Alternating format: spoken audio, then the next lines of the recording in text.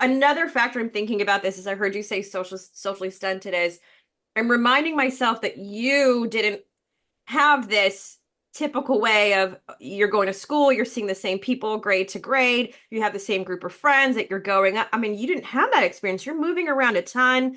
You don't have the same social group. So, my goodness, of course, you're also feeling like you don't have this grounding in your social Hmm. abilities. You've got no one to practice it with.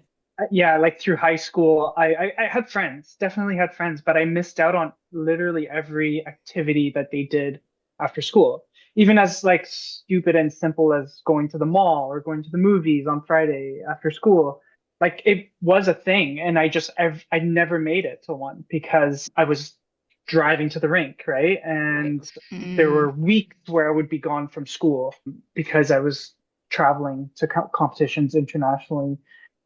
But I think we made the best out of it. But you're right. Like it's those after school like hangouts that's where you kind of find your personality and who you are and your confidence a bit of like what you can offer to the what you bring to the table. That's right. And like, you get to know yourself. And I just feel like I was instead of doing that, which was also great. I was going to international competitions at like as a 15-year-old, which is amazing. But I'm growing up in an environment where I'm highly judged and highly like judged on my appearance, on my actions. Mm. I was just talking to my therapist yesterday about this, how I'm almost like I'm paranoid, even as an adult now, of like how I come off to people. And like I care way too much about what people think and how I look and how I'm acting and did I say something stupid, right? And I think that's just a product of like growing up in like a highly judged environment on the ice and off the ice. Yeah. You're talking about your cohort had both boys and girls, but it was largely female what you were seeing. So the self-criticism that you're talking about, I feel like brings up what makes figure skating different from a lot of other sports. And, where do you see it sitting in like kind of the larger lexicon of sport? Because I think there's sort of this perception of like what figure skating or connotations or associations versus like an NFL or something like that. Right, like a good example would be like gymnastics would be the closest Hmm. sport to figure skating, where Yeah. it's like you're combining athleticism and artistry. However, I think gymnastics is a little more technical now.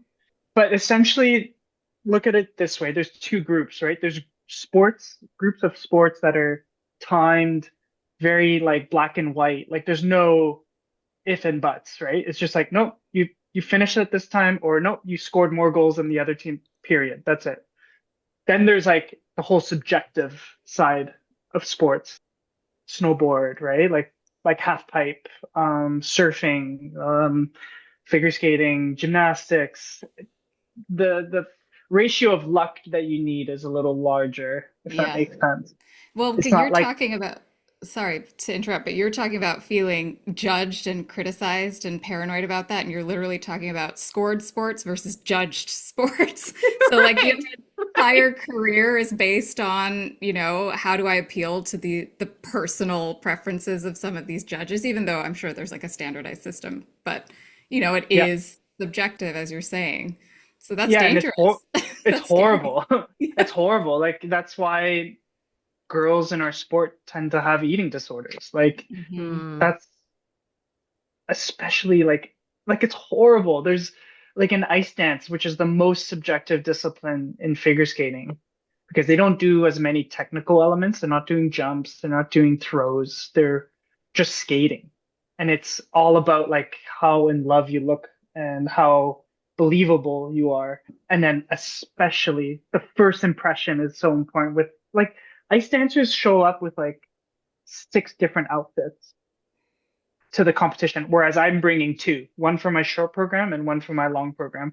Ice Hmm. dance is like so highly subjective that even the practices are judged, What? right? Yeah, yeah, yeah. Wow. So like they're like the girls and the boys have a full face of makeup, All the everything time. done to a T, like as if they're competing just for a 6 a.m. practice. Oh my Oh, God. Because I had because no it's idea. Yeah, because it's like your competition. is like the whole week, not just the 2 days where you're competing.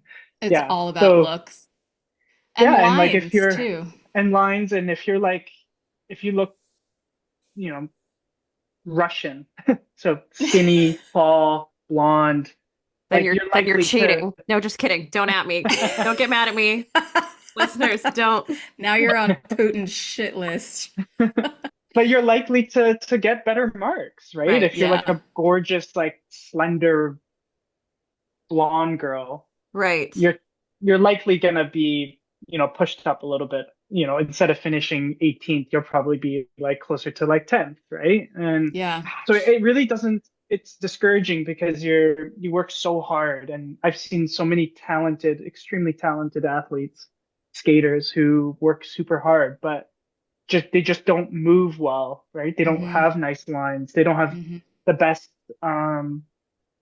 toe point, or they have their hand does something weird when they're presenting. I don't know. It that's the level of like critiquing that skating is at, right? Yeah. You You're basically literally group the judges as are they who's closer, which is their country close to Russia, and how like and essentially like okay, like how North American is the panel versus Eastern European.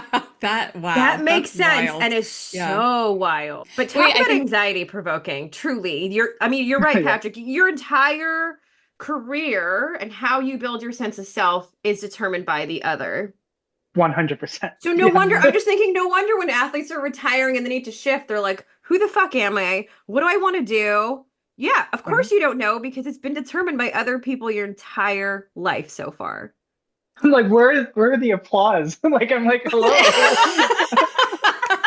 you're like, I just led a meeting. I just sold a Yeah, listing. Where's my exactly. Walk into the Wait, office, where's my spotlight? What's happening?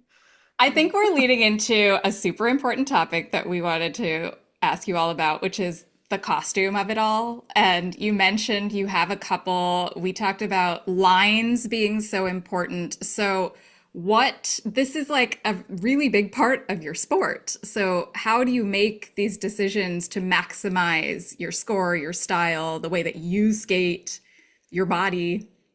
hmm it's like so important. Like, Hmm. obviously, it's not only do you have to look good, but you have to feel good. And I think it's that balance of course, in ice dance, they have the most uncomfortable costumes, but it's okay because they don't have to do as much like jumping and like spinning with like a heavy beaded costume will like throw you off, or it feels really heavy. It'll affect you when you're trying to jump.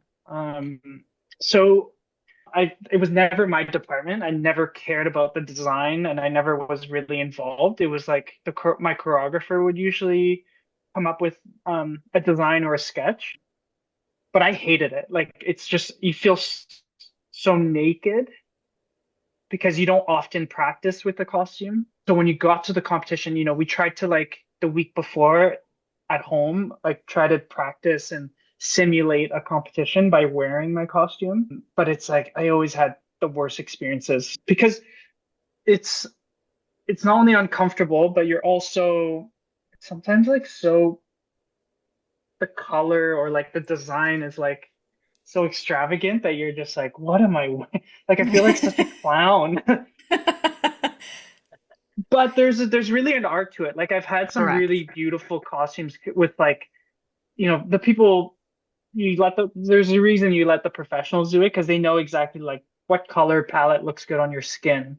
Mm. Like blue tends to look really good on me, or red, but does like beige, or I don't know. And then you got to consider like the lighting of the arena, which is usually brighter in competition, and it's the color of the boards as well. So if the Wow. boards are white, so if you're wearing a white, like that's very close to the shade of white of the wall of the boards, then like people will lose you, right? Yeah. Like you'll get lost, and then the depth perception changes, and again, maybe the judges will be unhappy because like you're like they can't really see what they want to see, right? So they may find it distracting. Even having your laces on your skates like dangling is like a Ugh. big no-no because it's like Hmm. super distracting. Yeah. So everything needs to be like really nice and clean and like tucked in. And yeah, Yeah. so there's a lot that goes into every aspect of the sport for sure. I had to find out about this, unfortunately, in my amateur pole competition days, where Okay. I was putting together this costume, and it actually the judges' comments were like, "Your costume was distracting," and I think I lost points because of it. And my Uh-huh. mom actually went to see that piece, and she's like, "Did you choose like a more covered up costume because we were gonna be there?" And I was like, "No, this was a Oh, Lord of mom. the Rings piece." And I wanted Okay. to be elf-like. So like, my Can we artistic, tone down the elf? yeah, Tone down exactly. the elf a Less bit. elf, more pole. Yeah, more pole sport. But it is, I mean, I didn't even realize that it tricks your eye. It distracts the eye from the important things, and you do Mhm. not want that when you're trying to get the maximum number of points. And I was just Johnny Weir was on Watch What Happens Live last night wearing, a fabulous couture thing. And so it's interesting to hear you say like that was not really what your focus was, and for some skaters it probably was, and Johnny Weir's Oh, whole kind like of brand is yeah, fashion. Johnny's like a good example of like someone who's completely opposite of me, right? Like not only is he of course involved in the costume design and probably even the making of it, um, but he's also super involved with like the choreography of Hmm. the program and like the music choice. I was a very like here is the genre. Go nuts, come back and see me and like present me with five musical options and then I will narrow that down. I had a very hands-off approach, which I think I regret a bit. I think I wish I was a little more involved in that process because that's part of like the building of the character and like your own commitment to the piece. I think I was just like a lazy teenager, honestly, and like didn't really care. Or I don't have a big eye for creativity when it comes to like super detailed designs and big concepts. I think, yeah, I tend to be a little more on the center of that, Yeah, whereas well, I would Johnny is probably on the side. well, and I would imagine like as a cishet teenage dude who's like of the Yeah, millennial generation, that was probably of the least interest it's to you. 100%, Yeah, 100%. I don't know if it's Yeah. lazy. I wouldn't call you a lazy person at Right? all. Okay, at risk of sounding like a very stereotypical female, I do think that the style, the aesthetics is part of what engages me as a fan of the sport. And that is, of course, not typical of many other sports. I truly Right. don't care when an NFL team changes their jersey colors. Like, I'm like, great, No, no, rebrand, no. do what you Some of need to. those are hideous, but they are distracting. It's just like, but when they're playing on the field, I'm really not paying attention to the Yeah. jersey.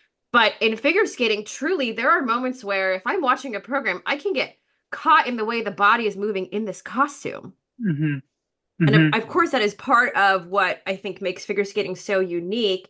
But but because I am a female fan and a viewer, I do often think about, okay, what is it? How do these other sports, like call it the NFL, that's really trying to grow its female viewership since like Swifty and Kelsey are hmm together, like what is the learning? What is an NFL executive take from, let's say, figure skating that has been able to attract and build and maintain a female fan base?